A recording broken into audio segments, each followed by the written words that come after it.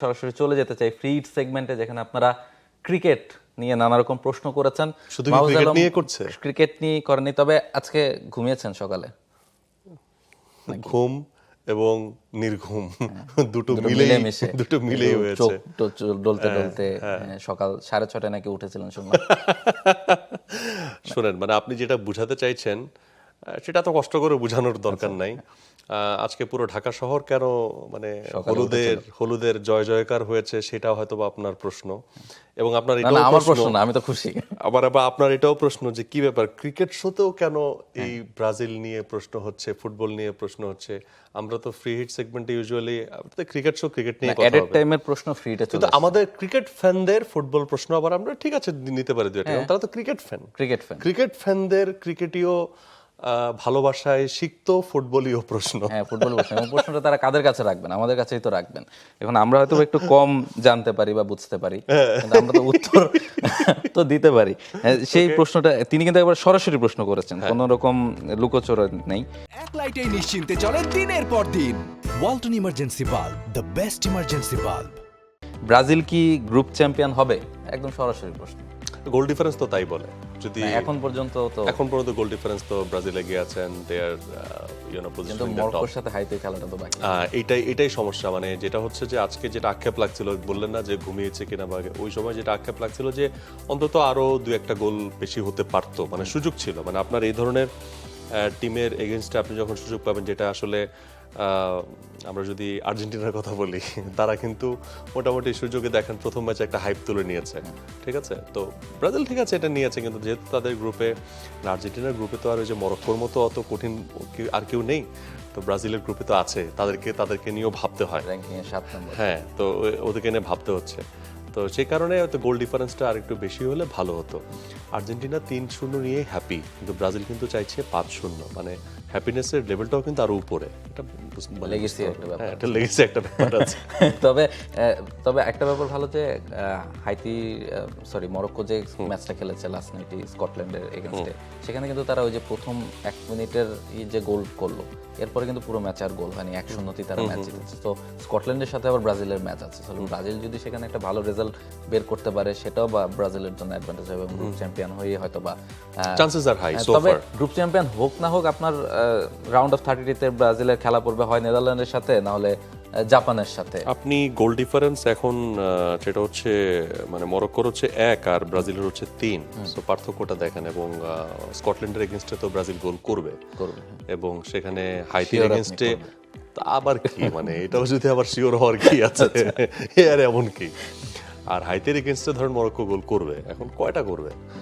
এই গোল ডিফারেন্স পার হইতে হলে, এবং স্কটল্যান্ডের এগেইনস্টে ব্রাজিল যেটা করবে, করার পরে আবার গোল ডিফারেন্স বাড়বে, তো বাড়ার পরে আপনাকে তো মানে 6টা গোল করতে হবে, 5টা তো মিনিমাম ধরে রাখে। আচ্ছা, এর বেশি না যায়, এর বেশি গেলে আবার একটু মন খারাপ হয়। আচ্ছা ঠিক আছে।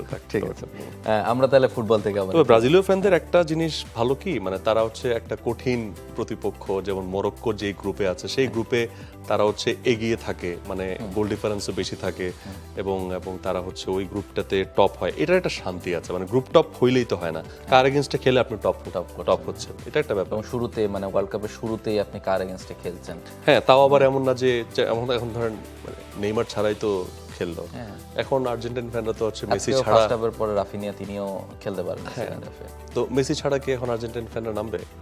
তো এটা হচ্ছে ব্যাপার আর কি, তারা মেসিকে নিয়েই নামবে। এখন ব্রাজিল তো নেইমারকে ছাড়াও 3টা দিতে পারে উপরে।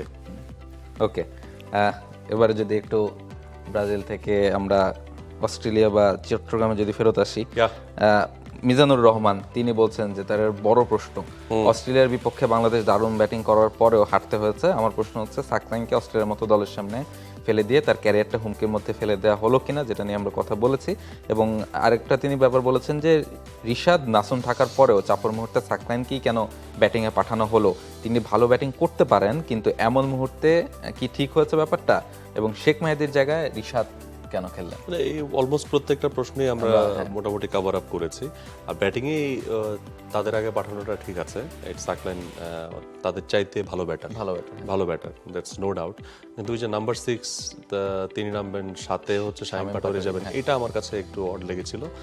আর তারপরে হচ্ছে যে না মানে ক্যারিয়ার হুমকির মধ্যে এখনই পড়ে যায়নি, যেহেতু টিম ম্যানেজমেন্ট তাকে ব্যাক করেছে বলেই তাকে যে প্ল্যানে টিম ম্যানেজমেন্ট তাকে এনেছে। এখন আমার কথা হচ্ছে যে টিম ম্যানেজমেন্টের ওই প্ল্যানটাতে যাতে তারা থাকেন, তারা যাতে এখন আবার হুট করে প্ল্যান চেঞ্জ করে না ফেলেন, কারণ তার পটেনশিয়াল আছে। তাকে যেভাবে ব্যাকিং করে করে করে করে সামনের জন্য প্রস্তুত করা যায়, যেমন সামনে একটা ইজিয়ার অপোনেন্টের এগেনস্টে আপনি খেলবেন, তো সেখানে আপনি তাকে এক্সপোজ করেন, এটা অসুবিধা নেই। কিন্তু কম্পারেটিভলি টাফার অপোনেন্টের এগেনস্টে এইভাবে এনে যেমন সাইফুদ্দিন তো সব দিক থেকে মোটামুটি এখন ঠিক আছেন, তিনি তো মানে পরীক্ষিত ইন্টারন্যাশনাল সার্কিটে। সো এই সব সিচুয়েশনে যেমন সাইফুদ্দিন আসতে পারতেন যদি আপনার একান্তই প্লেয়ার এখানে প্রয়োজন হয়। তা সাকলাইনকে এইভাবে প্রথম ম্যাচে এবং দ্বিতীয় ম্যাচে নিয়ে আসাটা, এটা আমাদের কাছে মনে হচ্ছে যে এইভাবে না হয়ে টাফার অপোনেন্টের এগেনস্টে আপনার যখন সিরিজ লক হয়েছে তারপরে আপনি একটা কোনো একটা কমফোর্টেবল একটা উইন্ডোতে আপনি তাকে আনতে পারতেন, এটা আমাদের কাছে মনে হয়েছিল। বাট সামনে যেহেতু জিম্বাবুয়ের সাথে খেলা আছে, ওকে আলটিমেটলি সাকলানের প্রতি মেসেজটা যেন ক্লিয়ার থাকে টিম ম্যানেজমেন্টের, যে যা হয়েছে বা একটা ম্যাচ খারাপ যেতে পারে, বাট তারা যে পরিকল্পনাটা করছে, জিম্বাবুয়ের সাথে তো আমাদের টি-20 নাই, টি-20 নেই, টেস্ট এবং টেস্ট আর ওডিআই, আচ্ছা তাহলে তো ওখানে হচ্ছে না।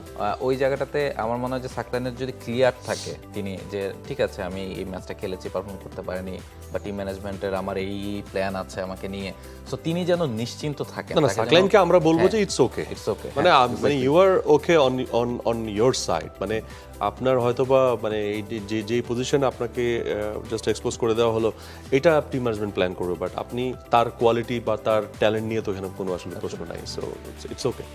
এক্স্যাক্টলি। পরের কমেন্টে যাই, মির্জা আহমেদ তিনি বলছেন যে অস্ট্রেলিয়ার সাথে টি-20 সিরিজটা কি বাংলাদেশ, মিরাজ আহমেদ সরি, অস্ট্রেলিয়ার সাথে টি-20 সিরিজটা কি বাংলাদেশের টিম ম্যানেজমেন্ট সিরিয়াসলি নেয়নি? এত পরিমাণ এক্সপেরিমেন্ট তো বাংলাদেশ জিম্বাবুয়ের সাথেও করে না। সিরিয়াসলি নেয়নি এটা বলার সুযোগ নেই, এটার একটা professional cricket board, professional team seriously নেবে না তা না, কিন্তু একটু আসলে এলোমেলোই হয়েছে সবকিছু মিলে। প্রথম ম্যাচের যে পজিশনিংগুলো বা যে প্লেয়াররা এসছেন 11-এ, একটু মানে আমাদেরকেও কিছুটা অবাক করেছে, কিছু কিছু প্লেয়ারদের ইনক্লুশন এবং কিছু কিছু প্লেয়ারদের হচ্ছে পজিশন নিয়ে, অ্যান্ড ফলোড বাই সেকেন্ড টি-20 তো এক্সপেরিমেন্ট হলো। তো ইট মিনস আমরা নিজেরাই কিন্তু এটা মেসেজ দিচ্ছে যে আমরা we are not ready. So টি-20তে actually we are not ready. Absolutely. পরের কমেন্টে যে লিমন ইসলাম তিনি বলছেন যে গতকাল লিটন শরীফুল মাহদিকে খেলানো হয়নি কেন? সাকলাইনের জায়গায় তাসকিন খেললে ভালো হতো, ফলাফল ভিন্ন আসতে পারতো। লিটন তো আসলে ইনজুরি ছিলেন, শরীফুলকে কেন খেলানো হয়নি সেটা নিয়ে আমরা বারবার বলছিলাম।